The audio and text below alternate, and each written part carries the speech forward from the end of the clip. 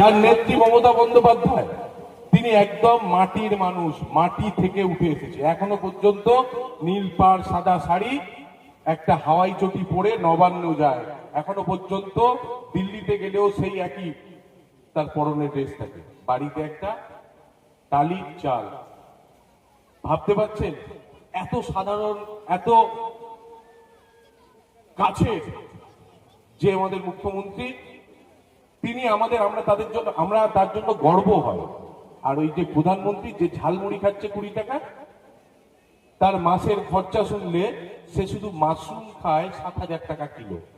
ভাবতে পারছেন তার লাইফস্টাইল আর আমাদের মমতা বন্দ্যোপাধ্যায়ের লাইফস্টাইল। এটাই তো দেখুন, নেতা লিডার তাদের মন থেকে তৈরি হয়। পশ্চিমবঙ্গের বুকে মমতা বন্দ্যোপাধ্যায় যে দলকে, যে জগদ্দল পাথরকে 34 বছর পর উপরে দিয়েছিল। একটা সময় আমরা যখন বাচ্চাবেলা থেকে যখন রাজনীতি দেখতাম, তখন ভাবতাম মনে হয় সিপিএম আর কোনোদিন যাবে না। কিন্তু মমতা বন্দ্যোপাধ্যায় একজন সাধারণ মধ্যবিত্ত ফ্যামিলি, একজন মেয়ে হয়ে একটা দল খুলে ওই জগদ্দল পাথরকে সরিয়ে দিয়েছিল। কেন্দ্রে ঢুকে বিজেপি সরকার তো রয়েছে। আজকে যদি তুমি বাংলার মায়েদের বোনেদের অন্নপূর্ণা যোজনায় 3,000 টাকা করে দেবে বলো, তা তুমি যে জায়গাগুলোতে, যে স্টেটগুলোতে বর্তমানে রয়েছে, প্রায় আমাদের একটা জায়গাও দেখাতে পারবেন কোথাও অন্নপূর্ণা যোজনা হয়েছে? আপনারা তো সোশ্যাল মিডিয়া দেখেন, ইলেকট্রনিক্স মিডিয়া, প্রিন্টিং মিডিয়াতে দেখেন।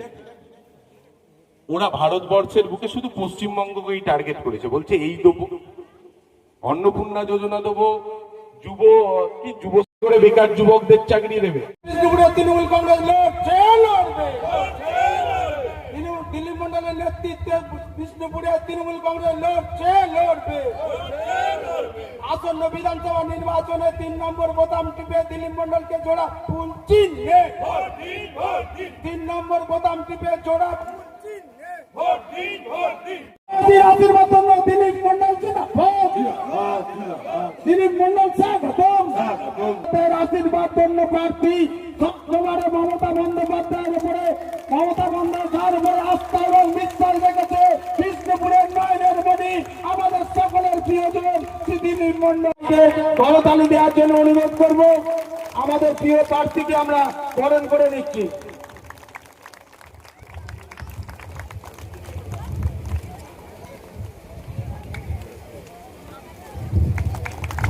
আমাদের দাদাকে মেমেন্টো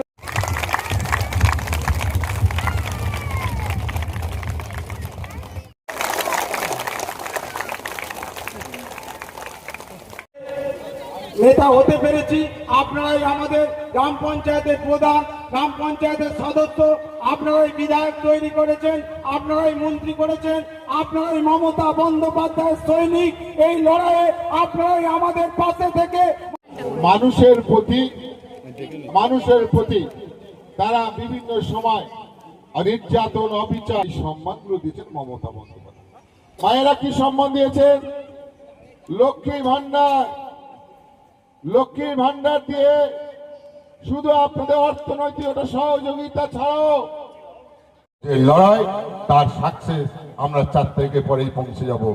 তাই যারা মনে করছেন যে কিছু জায়গা থেকে ভুল, এখানে আমাদের দু একটা মোড়ে আছে বিজেপিরা একটু উৎপাত করছে, তখন ঋতুরাজের বাড়িতে নাকি ছাত্র পরিষদ তার বাড়িতে লাগিয়ে দেখে একটা ফেস্টুন লাগিয়ে চলে গেছে। তার বলার পরেও নির্লজ্জ ভাবে খোলেনি, কমপ্লেন করতে হবে।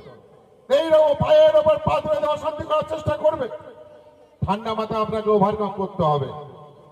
তাই যতই ওরা উৎপাত করুক, 4 তারিখের পরে বাংলাতে ধোঁয়া দেখবে, সেই জায়গা শক্তি, গণতান্ত্রিক শক্তি।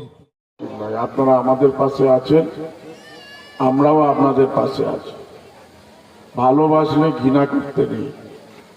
আপনারা আমাদেরকে ভালোবাসেন, আমরাও আপনাদেরকে ভালোবাসি। আপনারা আমাদেরকে বিশ্বাস করেন, আমরাও আপনাদেরকে বিশ্বাস, আস্থা, ভরসা আমরা রাখি। বিশ্বাস করলে আঘাত করতে নেই। এই 3টে আদর্শের মধ্য দিয়ে আমরা চলি, এবং তার সঙ্গে আমাদের দলের যে আদর্শ, মানুষ হইয়া জন্ম লবিনু মানুষের জন্য করিলাম কি, বলা হলো কর্মই ধর্ম, সেবাই পরম ধর্ম। দিদি এর সাথে যুক্ত করেছেন উন্নয়ন। সে উন্নয়ন আপনারা দেখতে পাচ্ছেন। 2011 সাল থেকে আমরা ক্ষমতায় এসেছি, 94টা জনকল্যাণমূলক প্রকল্প আজকের আপনাদের উপহার দিতে পেরেছে। মেহনতি মানুষ, খেটে খাওয়া মানুষ, গরিব মানুষ, কৃষক, শ্রমিক, ছাত্র, যুব, মহিলা, সমস্ত বিষয়ে জন্ম থেকে মৃত্যু পর্যন্ত সমস্ত কিছুই আজকের মমতা বন্দ্যোপাধ্যায়ের পাশে আছে। ফ্রিতে রেশন, স্বাস্থ্য সাথীর কার্ড, 5 লক্ষ টাকা করে আপনারা নার্সিংহোম থেকে বিভিন্ন জায়গায় আপনারা দেখাতে পারবেন। কন্যাশ্রী প্রকল্প,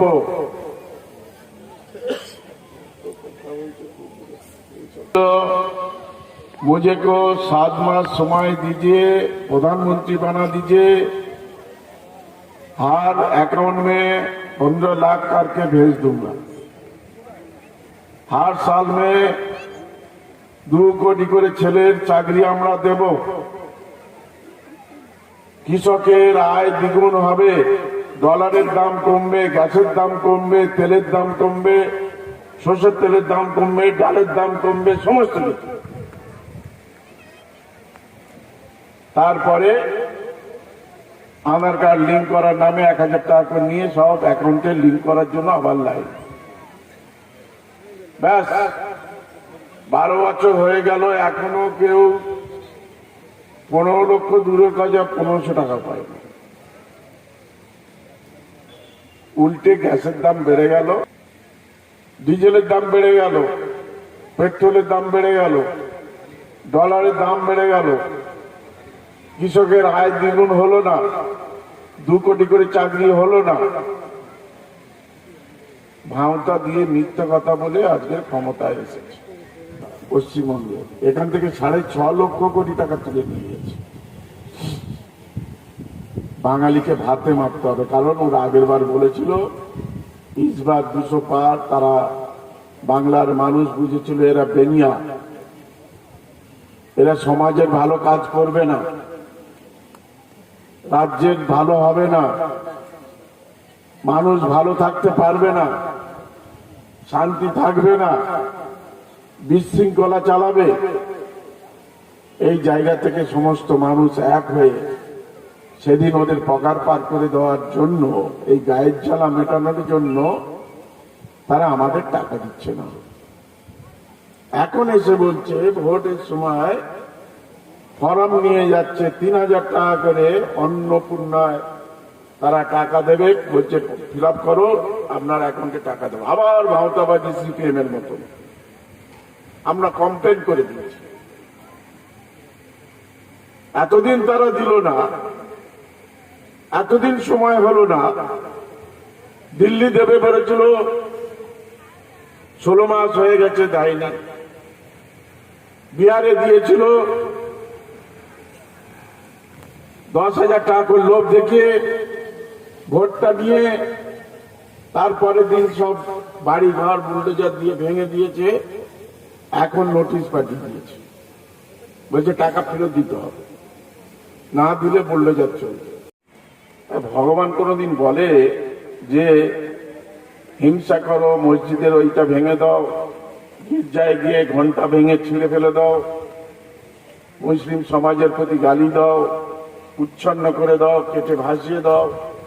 কোনদিন বলতে পারে? কোন দেবতা বলতে পারে? কোন যদি ভগবান রূপে আমরা মনে করি, কেউ কখনো বলে না। কোরআন কখনো বলেনি হিন্দুদের ওই গীতা ছিঁড়ে ফেলে চুরমার করে দাও।